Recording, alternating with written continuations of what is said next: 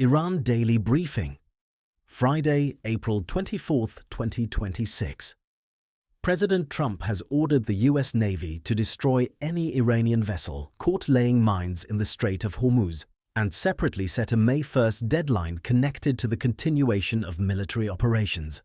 Those two moves, taken together, define the operational and political pressure points heading into the weekend. We'll break down what each means and what to watch next. We've been tracking two major threads across this week's episodes: the Strait of Hormuz standoff and the diplomatic track between Washington and Tehran.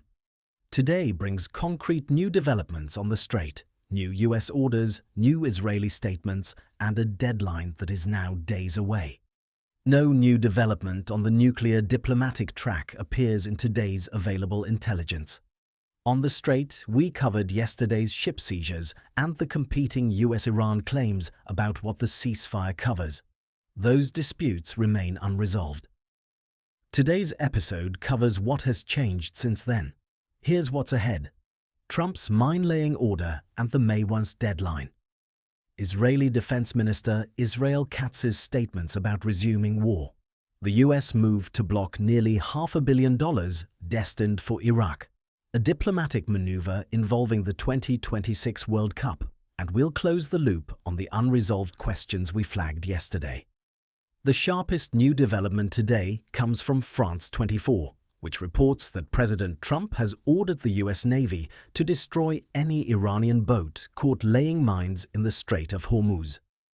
That order raises the operational stakes in a waterway where, as we covered yesterday, Iranian forces seized 2 container ships and commandos stormed at least 1 cargo vessel. Trump also separately stated that vessels would need permission from the US Navy to transit the strait. Al Jazeera is the sole source on that statement, so treat it as a claim pending wider confirmation. But if accurate, it formalizes the US naval blockade as an explicit permitting regime, a significant escalation in how Washington characterizes its own posture. Oil prices have responded. Al Jazeera reports prices rose above $106 per barrel amid the strait deadlock. Al Jazeera is the sole source on that figure, and listeners should treat it as approximate pending confirmation from additional outlets. Now, the May 3rd deadline. Al Jazeera reports that Trump set a May 1 deadline related to the continuation of military operations against Iran. The same outlet also notes that under the War Powers Act, Trump is obliged to limit military conflict after 60 days without congressional approval. Al Jazeera is the sole source on both claims. The intel does not specify when the 60-day clock began, so we cannot confirm or deny whether May 1st falls within that window. That calculation would be editorial math, not sourced reporting, and we won't make it here. What we can say is that Al Jazeera links these two facts, the deadline and the war powers constraint, in the same reporting, and that connection is worth watching. Trump also addressed the nuclear dimension on April the 23rd. Al Monitor reports he stated he would not use a nuclear weapon in the conflict against Iran, saying, and this is a direct quote, "We've totally, in a very conventional way, decimated them without it." That statement, from a single source, is notable for what it forecloses and for the language Trump chose to describe the military campaign. What to watch? Whether the May 1st deadline produces a concrete policy announcement, specifically any indication of how Trump plans to manage the war powers constraint. Watch for congressional reaction to the deadline and for any CENTCOM statement on rules of engagement following the mine-laying order. Story 1. The Iran women dispute. A factual conflict opened on Wednesday and remains unresolved today. France 24 reports that on Wednesday, Trump claimed Iran had agreed to spare the lives of 8 young Iranian women facing execution. Iran's response, also reported by France 24, none of the 8 women cited by Trump faced confirmed death sentences. 2 governments, 2 directly contradictory factual claims. The intel does not resolve which account is accurate, and we won't speculate. Listeners should hold both claims. What to watch? Any independent verification from human rights organizations, Iranian judiciary records, or named officials that either confirms or contradicts either government's account. Story 2. Israeli Defense Minister Katz, France. 24 reports two separate statements today from Israeli Defense Minister Israel Katz. In the first, Katz said Israel was prepared to resume the war against Iran. In a separate statement also reported by France. 24. Katz said Israel was awaiting a green light from the United States to return Iran to, his words, the Stone Age. Both statements are single source from France 24. They represent the most explicit public language from an Israeli cabinet minister about the conditions and intent behind a potential Israeli military return to the conflict. The phrase "green light from the US" directly frames Israel's posture as conditional on Washington's authorization, a significant framing given the May 1st deadline now in view.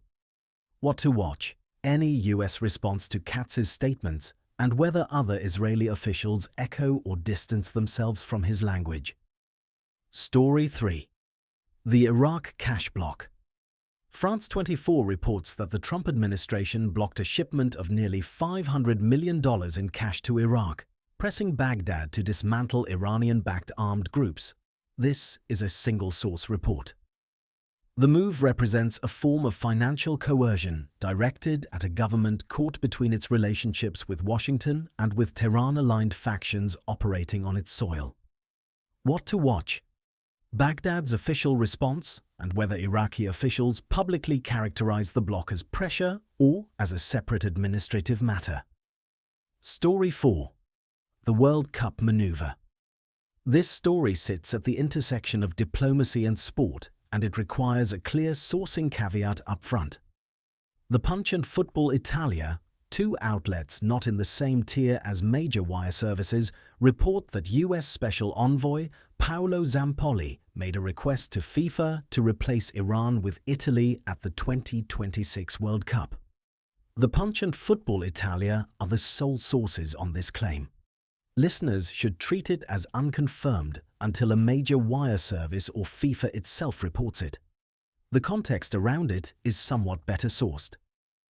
Al Jazeera reports that the US has barred individuals with ties to Iran's Islamic Revolutionary Guard Corps from participating in the 2026 World Cup. Separately, Al Jazeera reports that Secretary of State Marco Rubio stated the US has not told the Iranian national team it cannot play. So the US position, as of Rubio's statement, is that the team ban is not total, but that the IRGC-linked individuals are excluded. The Zampolli FIFA request, if confirmed, would represent a step beyond that. Not just exclusions within Iran's squad, but a request to remove Iran's slot entirely and give it to Italy. What to watch? Any FIFA statement on whether such a request was received and any response from the Italian Football Federation. Story 5. Lebanon ceasefire. Extended Al-Monitor reports that Israel and Lebanon extended their ceasefire for 3 weeks at a White House meeting brokered by President Trump on April 24th. Al Jazeera separately confirms the ceasefire was extended by 3 weeks. The extension keeps that front stable, at least in the near term. What to watch?